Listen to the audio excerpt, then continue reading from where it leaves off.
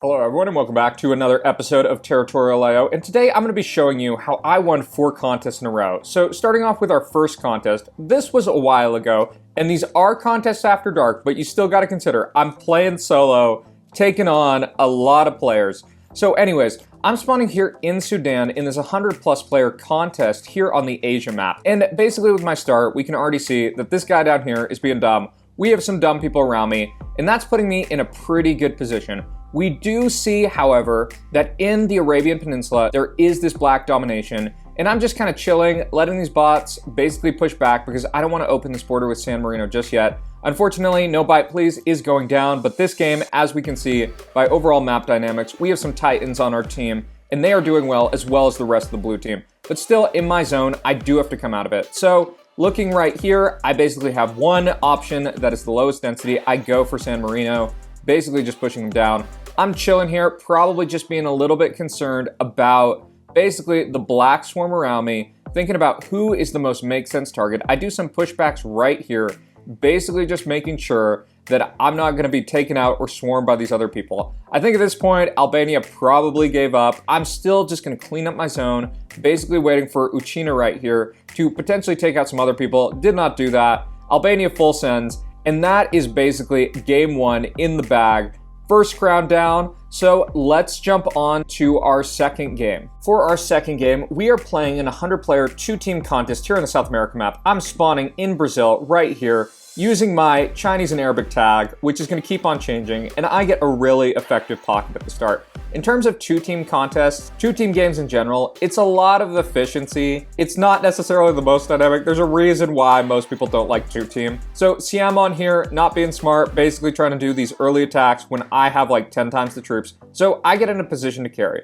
But as we can see, overall map dynamics, it looks pretty similar outside of me. In these type of games, how I'm playing them is effectively, I'm just trying to be efficient, just like most games, take down low density players, and wait to get up to cap. So given that the rest of my team is kind of not very good, these are contests after dark after all, I'm gonna have to carry this game basically with efficiency. In these type of games, I think they can be fun when you do get in carry position and you basically have opportunities to take people out. So how I'm playing this is I'm basically just trying to manage risk while taking opportunities. So that's the reason why I didn't take this person right there.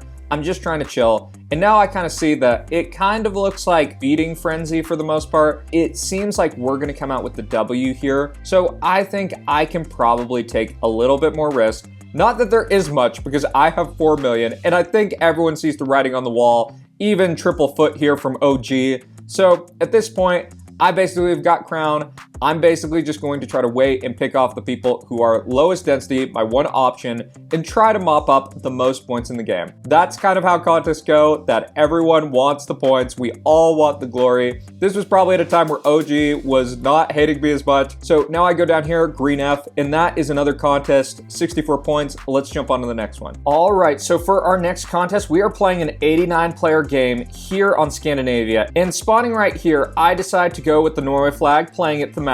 I get an awesome spawn, basically mopping up some of these kind of areas right here, getting an opportunity to carry this game. So in terms of my start, I can see to the north that there is red domination, so clearly I'm going to be fighting on that front. But simultaneously with Norway's start, you often are going to want to exploit your options down here in Denmark in this kind of region. I do send a boat down here, as you can see, basically heading for Russia. I thought that would make sense. Going for Corgi right here, I didn't think was the most logical play, just because I think I'm always going to be needing to use my troops on the northern front. But as we can see here, Joker, who has his own video on my channel, is taking out Russia, so I'm not going to get much of that. Over here, I decided to just go for player 351.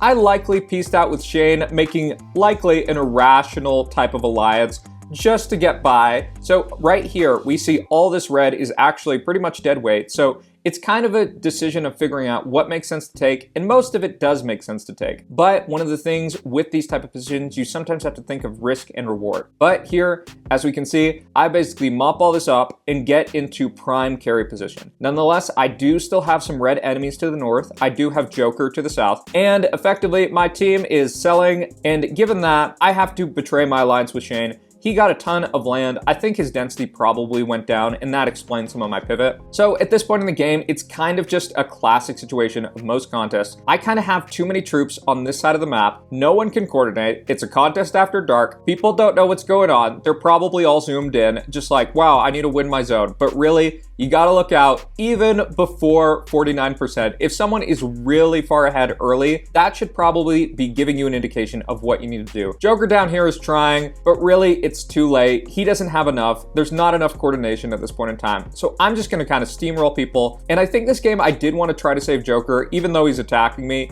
It's totally cool. You're trying to win. I get it. But I don't think I save him. I think he ends up getting swarmed. In this one, I come out with, I think, like 140 something points. So let's jump on to our next game. All right, and for our final contest game, we have a 73 player contest here on the Caucasia map. And I'm spawning here in Turkey. I have a really effective pocket, and sometimes these type of areas work out. I actually took the spawn from another pretty good player, and it is looking good just at the start as I quickly get crowned. Looking overall at dynamics, we do see some black domination here up towards Ukraine, and I am thinking about that as I'm going forward. In terms of my decisions, I cannot head this direction, so I decide to go over to Greece to Daniel, just taking note of how black is controlling the game, thinking that Daniel does make sense. So I get up to cap, I set in a boat, and Daniel is goodbye. So at this point, I have two options. I have Umayyad and I have Durki. So my decision to go for Durki here is based on the fact that we have better borders with him just from all these other players, and I figure that we can potentially all get this if we get full send. I do switch to Umayyad a bit. I remember in this game, I was trying to ally, basically just doing some irrational stuff. And at this point, it's gonna be clear that me and FR are going to just push in this direction up here. I do get cut off, but I do boat around, getting around to Corgi Orwell, and we are just going to be a wrecking ball, me and FR, heading east and going for these other players. We can actually see here, Beige Man. Actually, no, that's probably just one of his fans, but he is actually a YouTuber. He's made a few videos. I think he's from Australia. So we're kind of getting to one of those games where it's kind of a race for crowd. Everyone wants the crowd. Since I've already gotten 3 in a row, I really want it. So I'm just trying to basically take the land that I think has the most competition. So you even see me going way over my send as I should, and basically just doing this to get crowd in my last game. So thanks for watching, everyone. If you like this, be sure to like, comment, subscribe, and I'll see y'all in the next one.